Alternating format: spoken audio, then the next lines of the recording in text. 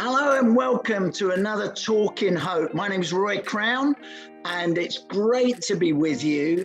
You're probably aware that Hope is going a little bit global, and we're thrilled that Hope for Every Home is now being launched in Ireland. And I'm so pleased to welcome LJ. Hi, it's good to be here. What's with the LJ, LJ? So it stands for Linda Jane, but I only get called that when I'm in trouble. Oh dear. And it goes back to when you were at school and it kind of linked. You've had it forever, haven't you? Yes, yeah. Early teens. Great. But LJ, it's a bit of a change for you because you're becoming the project director for Every Home for Christ in Ireland, but you weren't doing that until 3 weeks ago. That's right. Yeah, my whole life has sort of changed. My career right up to that point was full-time in HR. So now I'm sort of doing a bit of HR and this. So it's all very new, but exciting. And what causes a change from someone who's a director in a care home HR to become project director for Every Home for Christ Ireland? So how that happens from sitting in church one Sunday morning and saying, God, if you give me an opportunity, I'll say yes.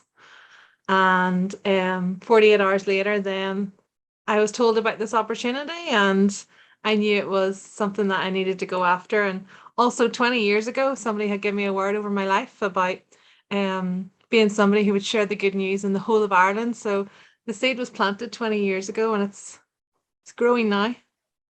And that's amazing, isn't it? That something would, and you never forget that word that was given over your life 20 years ago, and it still lived in you, didn't it? Yeah, it always lingered there in the background, and we always felt that there was something more, but it just never felt within reach. And I always tried to serve and do as much as I could and did different missions throughout Ireland. But it just feels like now that seed that was planted then is now we're starting to see the fruit of that. Yeah, I mean, but you've been used by God in many different ways. You've done prayer, you've linked with youth group, you've done a stack of stuff, LJ, which has been amazing. And you live in Ireland. Where do you live? Is it Portadown, did you say? Portadown, yeah, the north of Ireland, yeah. And are you from there? Is that your kind of home? Yeah, I was born here and I've never moved anywhere else. Yeah. And the exciting thing about this is we're actually looking at all of Ireland, and that could be a challenge. Obviously, the Brexit factor, but just the sense of we want to kind of unite and get churches working together across Ireland. Give us a bit of that, LJ.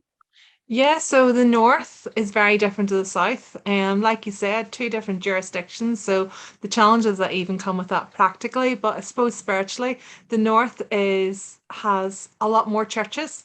It's known traditionally to be much more religious, and then in the south, there just isn't as many churches. I mean, you could drive for miles without getting a church, whereas where I live, there's a church in every corner.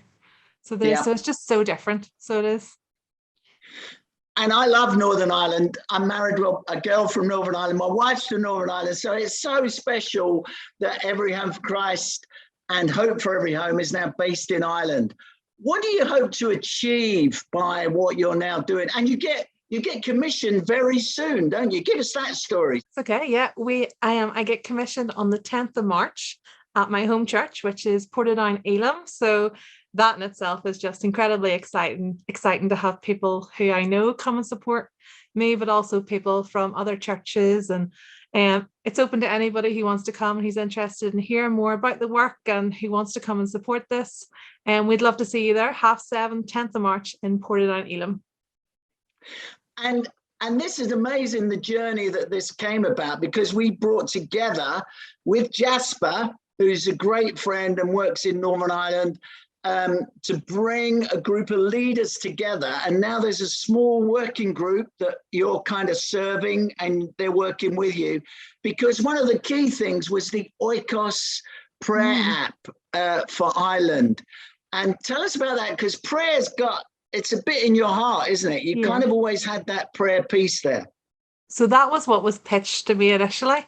The person who told me about the role, they said straight away about the prayer app, and I was ears pricked. I was like, "Oh my goodness, this sounds brilliant!" Yeah, I get so excited about people connecting with God in prayer. I mean, that's what excites me. I love it when people start on a journey of prayer. I love helping people, showing them that prayer is a two-way conversation with God. It's something. It's not it's within reach, and you don't need to have these highfalutin words. You don't need to have the right words. I mean, it's so accessible anyway. But anyway, I could talk about prayer all day. But the app itself, I just think it's a brilliant resource. Um, so basically, people will be able to fit this app on their phone here in Ireland. They'll be able to go on a prayer walk. They'll be able to go to people's houses. They'll be able to pray, and they'll be able to mark that on the app.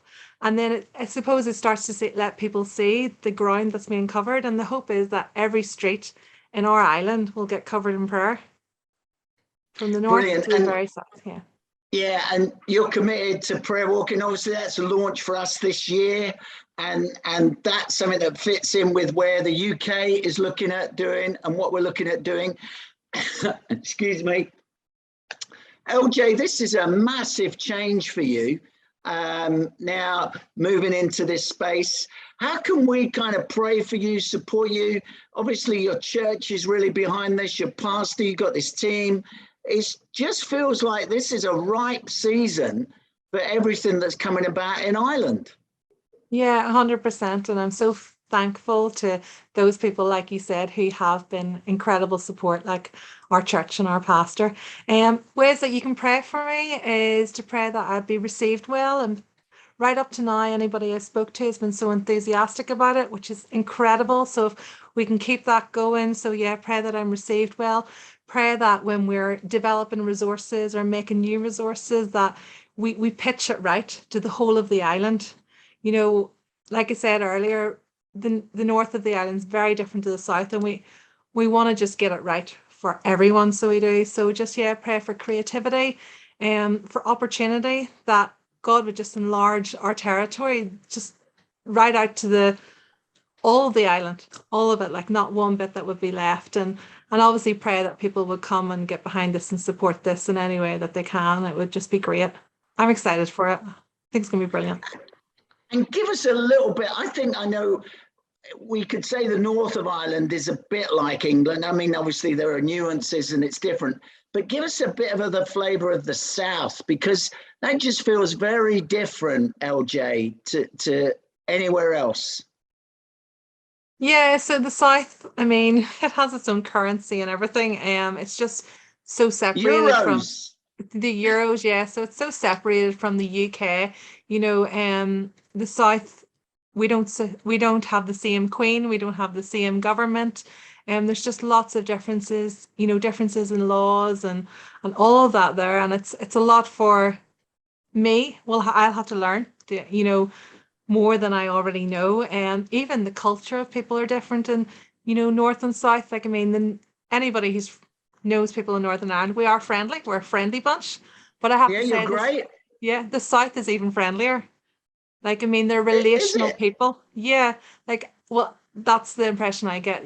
People in the South are relational. They want to build up relationships with you, and that's going to be something that I'm going to need to put time into as well. So I mean, yeah, it's just going to be different, but it's going to be good.